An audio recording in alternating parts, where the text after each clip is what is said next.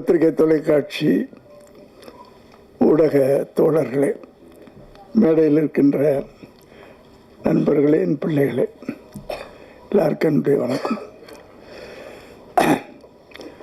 ஜென்ரலாகவே நம்ம ஒவ்வொரு உங்களுக்கு கேட்டு கேட்டு புளிச்சு போயிருக்கோம். ஒரு டைலாக் சினிமா விழாக்களில் போனீங்க, வித்தியாசமான படம், இதுவரைக்கும் நீங்கள் பார்க்காத படம். இந்த வார்த்தையை எல்லாருமே சொல்லி நீங்கள் கேள்விப்பட்டிருப்பீங்க. ஆனால் என்னுடைய சினிமா வாழ்க்கையில் 45 வருஷத்துக்கு மேலே ஆயிடுச்சுன்னு நினைக்கிறேன். 80ல், ஆமாம், கரெக்டாக 45 வருஷம். நான் முதலாக வித்தியாசம் என்பதை உண்மையிலேயே சத்தியமாக சொல்லக்கூடிய ஒரு கதை இந்த வித்தியாசமான கதை. இதை நீங்கள் இன்னும் அடுத்த வாரம் படம் பார்க்க போகிறீங்க. அப்போ நீங்களே சொல்லுவீங்க. பல விதத்தில் இது வித்தியாசம். ஏன்னா அந்த படத்தில் நாய் தான் ஹீரோ.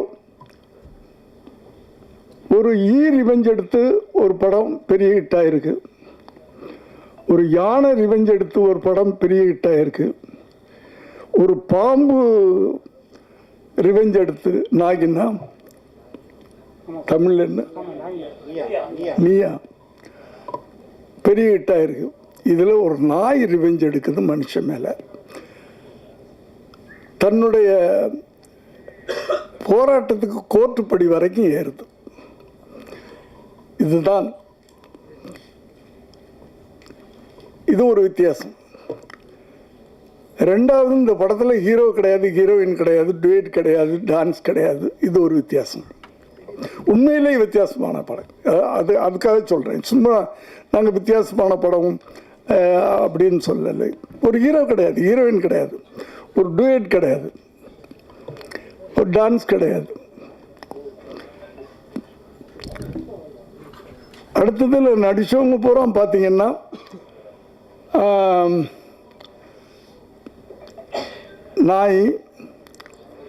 நான் ஒரு 80 வயசு குறைச்சி சொல்கிறேன், பரவாயில்ல.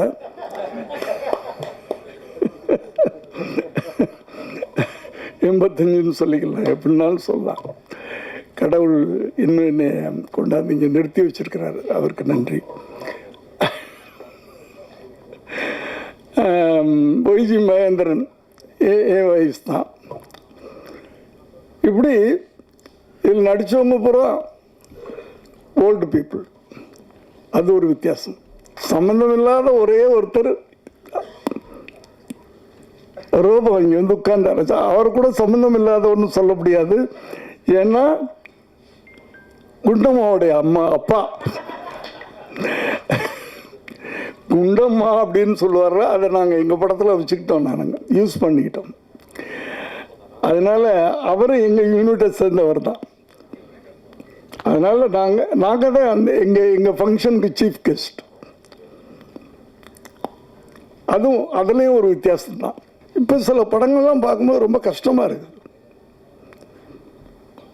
ரொம்ப கஷ்டமாக இருக்குது. தனியாக சொல்லணும். ஏன்னா ஒரு ஒரு எழுத்தாளன் படம் பார்க்குறவனுக்கு ஒரு ஐக்கானாக இருக்கணும், ஒரு முன்னோடியாக இருக்கணும். அவன் படைக்கின்ற படைப்புகள், கதாபாத்திரங்கள் அப்படி இருக்கணும். இவனை மாதிரி நம்ம வாழணும் அப்படின்னு இருக்கணும். கத்தி எடுத்து தலை வெட்டு, கையை வெட்டு, இப்படியே வெட்டு அப்படின்னு சொல்லிட்டு படம் பார்த்துட்டு வெளியே போனவன்னா அவனும் கத்தி எடுத்துட்டு கையை விட்டு காலை விட்டுக்கிட்டு இருந்தா இந்த இளைய சமுதாயம் என்ன ஆகிறது? அந்த பொறுப்புணர்வு. சினிமான்றது சாதாரண விஷயம் இல்லை. இப்போ இந்த படம் ஒரு கத்தி இல்லை, ரத்தம் இல்லை, துப்பாக்கி சத்தம் இல்லை. ஆனால் ஒரு பவர்ஃபுல்லான விஷயம் இருக்கு, பவர்ஃபுல்லான விஷயம் இருக்கு. ஆனால் அந்த பவர்ஃபுல்லான விஷயத்தை நாங்கள் சீரியஸாக சொல்லலை. அதான் இதனுடைய வெற்றிக்கு அது ஒரு காரணமாக இருக்கும். ரொம்ப சீரியஸான விஷயத்த ரொம்ப சீரியஸாக சொன்னாலும் கஷ்டப்பட்டுருவீங்க. ரொம்ப யதார்த்தமாக அழகாக அப்படியே சிரிக்க வச்சுக்கிட்டே அப்படியே கொண்டு போகிறது, நல்ல விஷயங்களை சொல்லணும். ஒவ்வொரு படமும் ஒரு பாடமாக இருக்கணுன்றது தான். ஆனால் இப்போ வர நல்ல படங்கள் பண்ணுறாங்க, அவங்களை நான் யாரையும் தப்புன்னு சொல்ல வரல. ஆனால் அவர்கள் அந்த படங்களை பார்த்து ஒரு ஷோவில் 100 பேர் படம் பார்க்குறாங்க, ஒருத்தனாவது அந்த படத்தை பார்த்து இவர் மாதிரி நம்ம இருக்கணும் அப்படின்னு நினைக்க வைக்கணும். அந்த காலத்து படங்கள் அப்படி தான் இருந்துச்சு. இது ஒரு நான் வயலண்ட் படம், நான் வயலண்ட்டாக ஆனால் பவர்ஃபுல்லான படம்.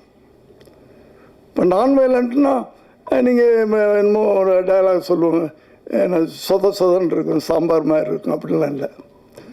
இப்போ நான் வயலண்ட்டில் தானே நம்ம சுதந்திரமே வாங்கினோம்.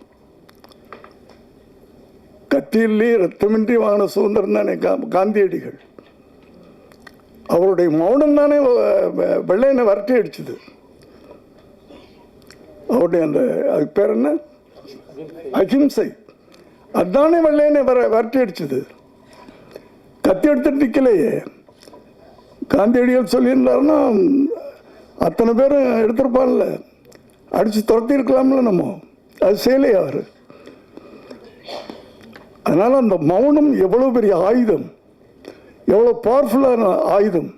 பயந்து ஓடி போயிட்டான்ல, தலைதறிக்க ஓடிட்டான்ல.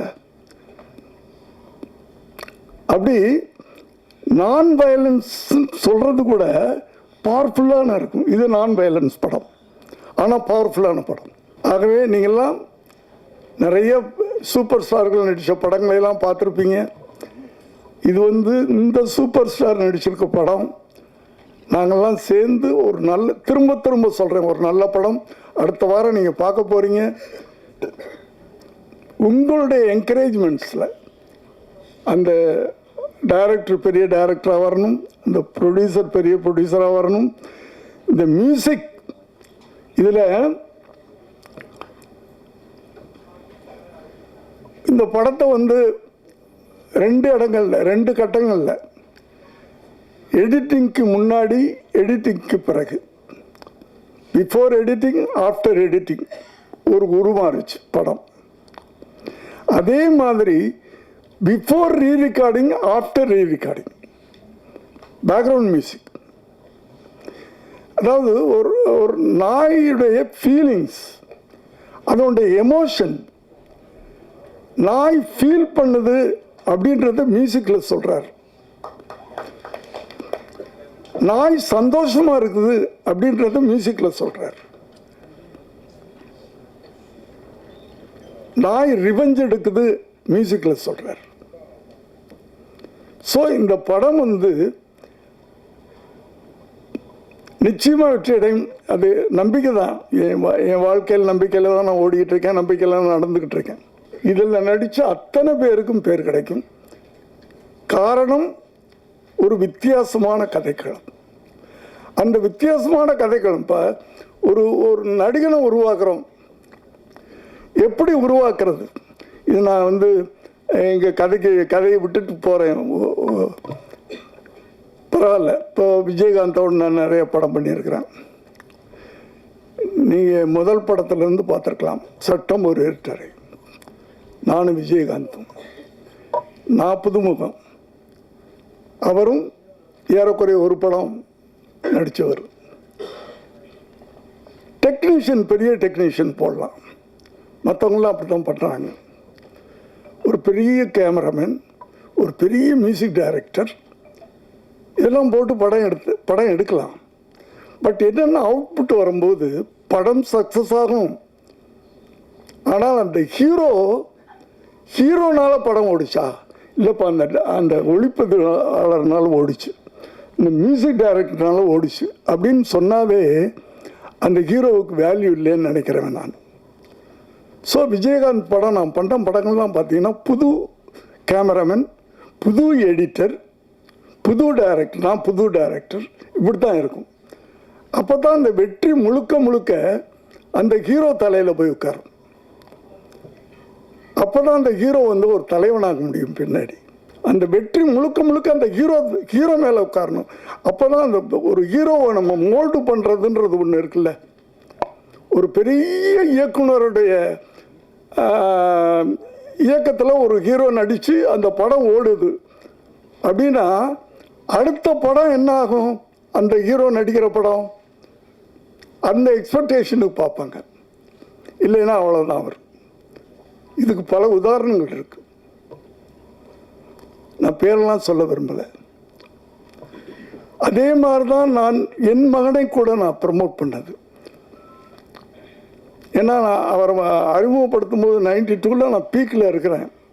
ஹிந்தி படங்கள் அது இது பண்ணிக்கிட்டு நல்ல இன்கம்லாம் அப்படி வந்துக்கிட்டு இருக்கு. பெரிய மியூசிக் டைரக்டர் போட்டிருக்கலாம், பெரிய கேமராமேனை போட்டிருக்கலாம். புது கேமராமேன் நாளைய தீர்ப்பில் ஒரு லேடி, ஒரு ஒரு புது மியூசிக் டைரக்டர். ஏன்னா அந்த படம் வெற்றி அடைஞ்சால் அது அந்த முழுக்க முழுக்க ஹீரோ மேலே போகணும். இப்படித்தான் நீங்கள் முதல்ல ஒரு 10 படம் நீங்கள் விஜயோடைய படம் பார்த்தீங்கன்னா தெரியும், பெரிய டெக்னீஷியன்ஸே இருக்க மாட்டாங்க. இதான் ப்ரமோஷன். ஹீரோவை ப்ரமோட் பண்ணுறது. கொஞ்சம் கொஞ்சமாக அந்த ஹீரோவால் படம் ஓடிச்சு, அந்த ஹீரோவால் படம் ஓடிச்சு, அந்த ஹீரோவால் படம் ஓடிச்சுன்னு சொல்லும்போது தான் அந்த ஹீரோவுக்கு வேல்யூ வரும். இப்படி உருவாக்குறது தான். ஒரு ஹீரோவை உருவாக்குறதுன்றது சாதாரண விஷயம் இல்லை. அதை போல் எதுக்கு சொல்ல வந்தேன் அப்படின்னு சொன்னால், இந்த கதை எங்களை உருவாக்கி இருக்கிறது. இப்போ ஹீரோக்குள்ளா இந்த படம் ஓடின பிறகு நான் தைரியமாக சொல்லலாம், இந்த கதை என்னை உருவாக்கியிருக்கு, இந்த கதை அந்த டைரக்டரை உருவாக்கியிருக்கு, இந்த கதை மியூசிக் டைரக்டரை உருவாக்கியிருக்கு.